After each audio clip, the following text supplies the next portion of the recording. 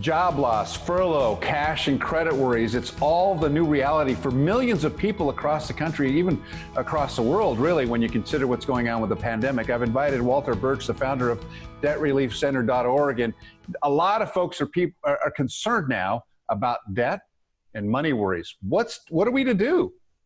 Well, you know, there's an old saying, the only thing certain is death and taxes. Well, I'm going to add to that, death and taxes. Here's the thing.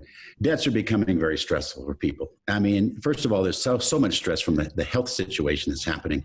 And so many people, their whole finances are turned upside down and they don't know when things are going to be right again.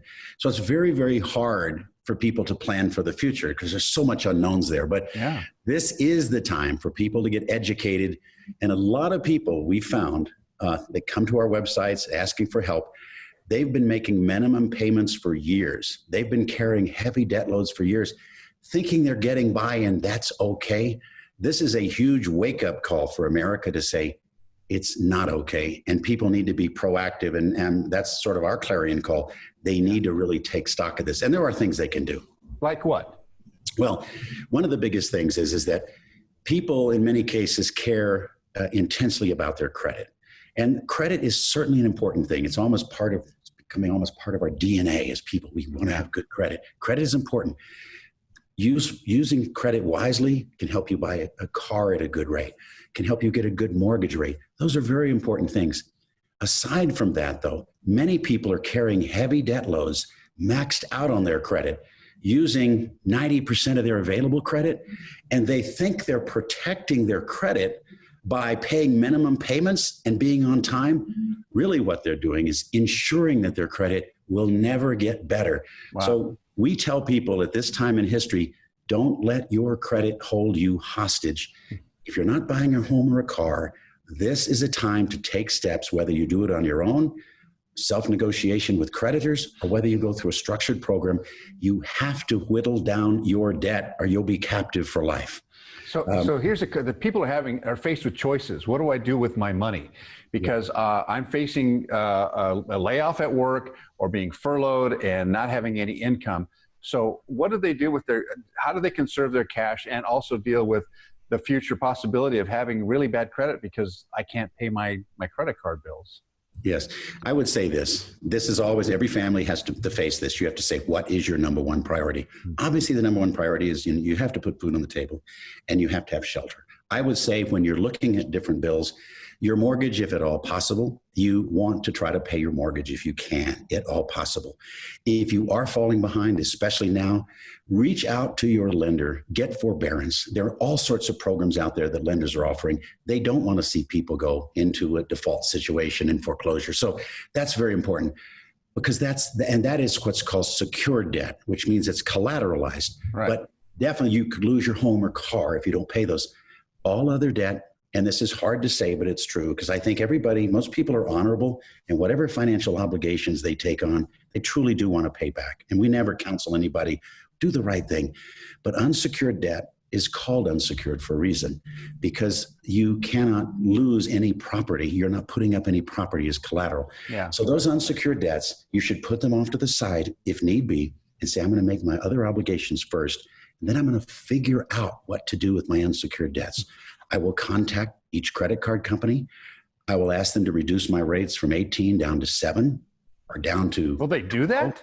They do it. They do it in remarkably more than people would ever imagine. People just don't know to ask. And I would say a very typical concession that a creditor would make, especially if you've been a decent customer, is to take you from 18, 19% down to 12 or 13.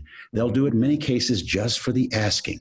They also will take you down. In many cases, they will waive your annual fee if you have an annual fee. If you have late fees and penalties, they want to keep you as a customer. They can look on your profile and see, John Doe has been a customer for 12 years. He's made minimum payments. He's done this. We've made a fortune off him. This keeps him as a customer versus balance transferring his cards then to another lender. This makes sense. So there are things you can do on your own. There's obviously, we all know, there's the Dave Ramsey program, there's budgeting, there's all sorts of things, this debt snowball, and we advocate all of those programs if you can do it. But there's also structured programs with companies. I know when you go to debtreliefcenter.org, there's lots of tools, lots of programs, lots of instruction there. I think there's this is a way to kind of cure the anxiety that people have about their money, because they don't have tools, or not, as you mentioned, they're not really familiar with how to go through the process. And these are kind of revelations there, Walter. Yeah. Well, one of the biggest things is, just think about this. Debt is, and finances, personal finances are an emotional thing for people. They often don't talk to people. And actually that kind of works in the creditor's favor, because people don't share information. How did you get relief from credit? You don't want to tell somebody, oh, I had to do this, my creditor. But it's happening all the time. So we try to demystify it, if you will. And the biggest thing that people can ever do is reach that point where they have that self-realization that I've got to do something about this. Because the things that are too important to me in my life, my family, my future, and everything, I've got to figure out a way to get a handle on this in a way that's really a win-win for you and your creditors. We all know that bankruptcy is sort of the option of last resort, and it has its place. I never tried to tell people that it's bogus, because in many cases bankruptcy is the right option.